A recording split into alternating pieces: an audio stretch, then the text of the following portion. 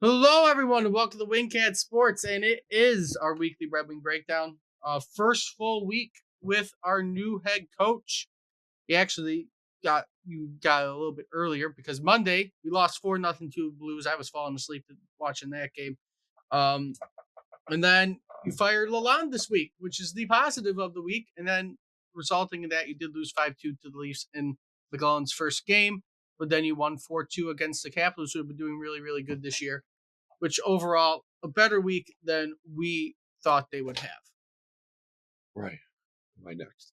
Oh, yeah, I mean, one game, it was a great game to watch them beat the Washington Capitals and look alive. I mean, basically, that's been the problem. I don't understand the psyche behind all this stuff, why one coach seems to get to the players and the other ones don't. And it's only been one game, so who knows? But that's basically it. I mean, how do you get these guys to play 60 minutes of hockey? Because if you can get them to play it, I think we're talented enough to be a wild card team. And certainly, they showed that against Washington, who was coming off, I think a back, they were playing the night before, so it Well, might have been a little. regardless, they looked better. They looked a lot They better did. than they usually did. They looked a lot more aggressive. They had a lot more opportunities. The different lines are looking better from what has been made since Lalonde's fired. So I mean, they look better. Even the 5-2 loss to the Maple Leafs, they look better. Yeah, I didn't think as bad as, but the Maple Leafs are on a different level, and as I think we were talking, me and Rob were talking about how, you watch that team, and every pass seems to be right on the stick, and um, with us, the last game seemed like that for us. And why it gets like that, he said basically, what was the quote that he basically said? Just play fucking hockey. Yeah, but you've been doing And it for years. Just play hockey. you guys know, hey, right? These guys are not, they know what to do. It's finding the people that they mesh with and getting them to play at a a high level for 60 minutes. Right, as we were also talking, yeah, just play hockey, but play hockey as a team and with some kind of defensive strategy and tactics to make it known. So it'll be interesting to see in these next few weeks what kind of mentality and tactics and strategy they want to have as a defense to be able to counterattack with passing as a team. Yes, they play tonight. It was against the Penguins. I'm going to try to get this video out before then. They play tonight against the Penguins, who are 17, 16, and 5. They're ahead of them in the wild card. Standing wise, you are still sitting at the bottom. You're actually tied for last in the Atlantic. But again, with how the playoffs have been, you might be tied for last in the Atlantic, but you are only 8 points out of a playoff spot, which is 4 games. So it's very tight still.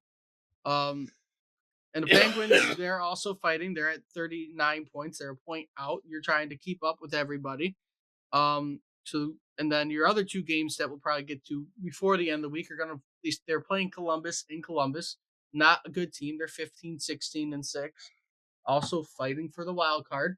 They're a few points ahead of you. And then you got one of the best teams in the West. You're playing in Winnipeg on Saturday. I think the goal probably for the end of the month of January, see how far you can get. We would like to probably be 500. We've been saying it for every single month. Let's try to be around 500.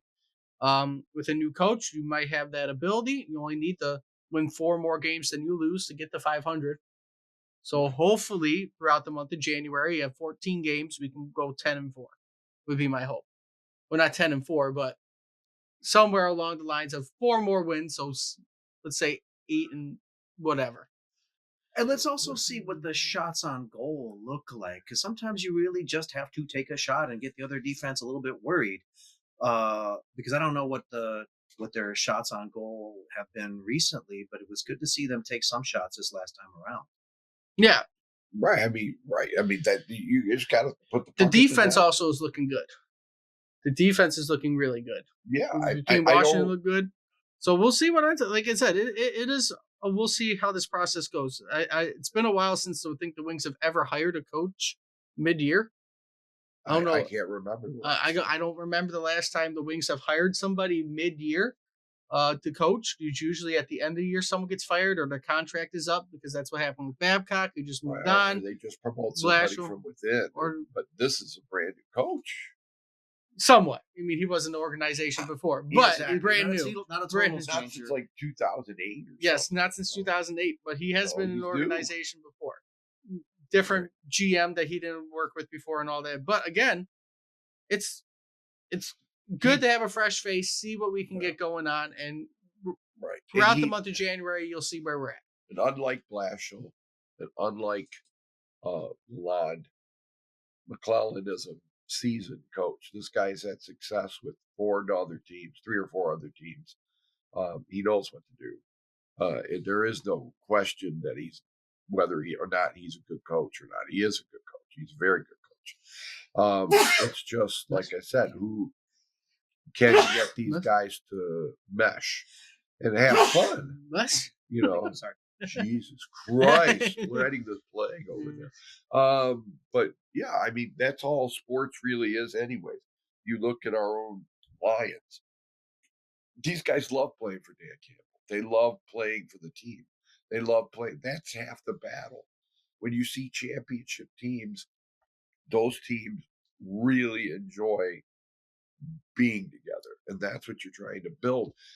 Maybe even more important than strategy is just the being happy to be there, enjoying your job. It looked like the Wings didn't enjoy playing under Lalonde for whatever reason. at least Not this that he's year. a bad guy. Last year was different. This year it's been Yeah. I don't- iffy. But like I said, hopefully this week, if we just look at the week coming up, right? We have the game tonight, New Year's Eve, like we always have. Hopefully we can get on top of the Penguins. Penguins are a very old team still. Maybe you can get ahead of them. What's their record? They are currently one game above 500 at 17, 16, and 5. But again, let's be hopeful, but not have unrealistic expectations. It takes time, and you can't lose a bunch of goal scorers and then try to make it up with guys who up until now haven't been super productive, and that's why the whole teamwork thing has to come together. It can't be just one guy; it has to be the team coming together to score goals, and let's see what happens. Right. It may take time. And a general overall good feeling. I think Yes. that's what bottom line for most teams. I mean, if you enjoy going to work anywhere, and it's the same for sports, if you enjoy getting out there and giving your all, everything usually works out a lot better. At Yep. this point, it always fascinates me, that you have to motivate people who are making millions of dollars to play a game. Yeah, but And you do, but apparently you do.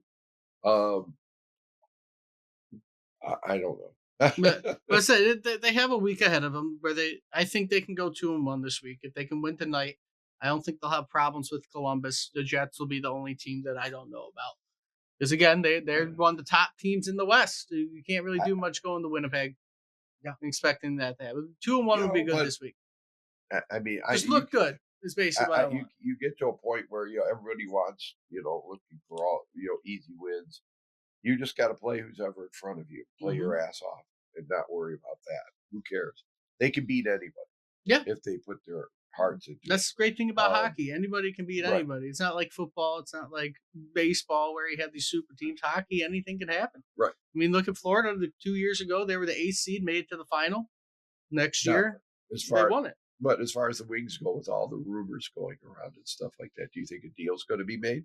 I mean, they're talking about, but I don't know. I don't know who they're going to give up. I know. You say they're talking about Villano, but Villano's been looking good on that first line. Right. I don't know. How does McClellan We'll see. fit into the 'Cause fact I think that, that- are we going to bring up players from Well, the only Grand thing is the Rapids? trade deadline is in 2 weeks. Not 2 weeks, 2 months. I think it's in March, early March.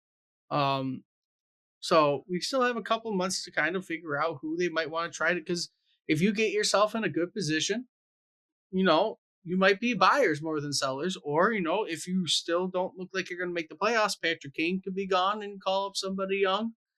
Other people on our team who are on that 1-year deals that would help other teams could be gone, and you're calling the young guys up. And we'll see. Right. It's a week by week basis right now as we evaluate the team like we usually do. But now it's more than ever because you got a new coach. See who's playing well under him. See who's not. Right. and see what we got exactly. to do. Well, I liked what he said.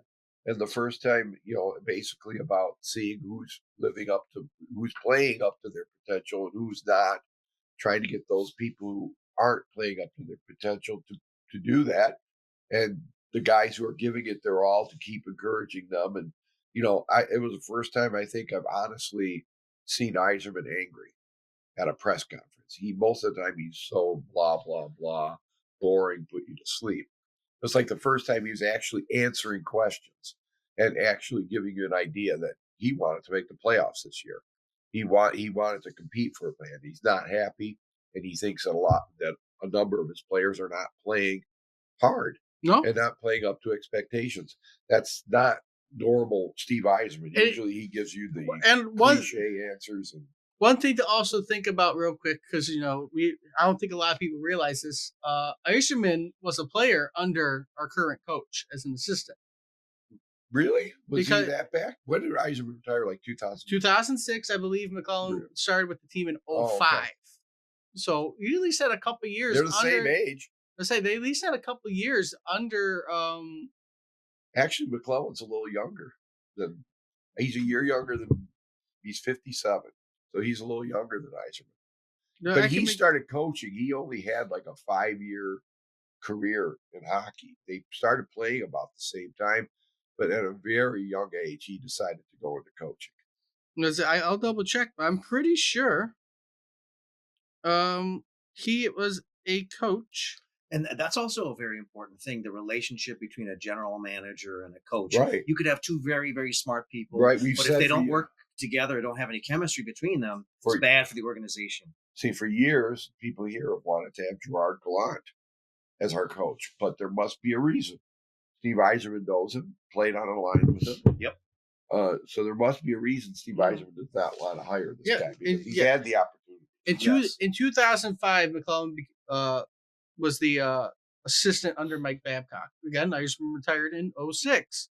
So They know each other. They've Yeah. worked together. they have actually worked together a little bit, not directly because obviously Babcock's a big guy, but Yeah. in that situation, but they have experience with each other. Right. So he kind of understands where it comes from, and we'll see what happens. Well, it just came because he was not a guy I thought of, but should have. I just did, the name. I know he was fired in February by LA, Mm-hmm. and maybe I should have thought about him, but because everyone was talking about Quenneville, but McClellan actually makes more sense. Like I said, a lot of success as far as regular seasons success, and he's won playoff series. I don't think he's ever won the cup. He's never won the cup, but he got San Jose close twice. Western Conference Finals. I believe he won one Western Conference Final. I think he went to the Stanley Cup Right with now, San he'd be Jose. happy with that. But he has minor playoff success. Obviously, he hasn't gotten to the cup final, but he has at least gone deep in the playoffs, had deep playoffs runs. He always had good Kings teams. San Jose was really good when he was coaching there. Even Edmonton was decent when he was coaching there. So Well, I'm not gonna be able to watch the game tonight because I'm sure they're gonna have the shitty Alabama Michigan game on. it's on right now. Is it on right now? It's a noon game, so it's on right now. Well, then great. Maybe I'll be able to watch the hockey game tonight at the party. She ain't gonna put on hockey. I'll try This. to talk We know to this is a football family. They're gonna watch whatever. Is there a stupid- game on tonight? There Football? is actually a game on tonight, but we're not gonna talk about that on a hockey video. Exactly. We'll talk about it once we're done with the hockey video. All right. With all that being said, though, if you like what you see, like, comment, subscribe. Let me know what you think is going to happen with the Wings this week, how you feel about the new head coach. Until next time, see everybody soon.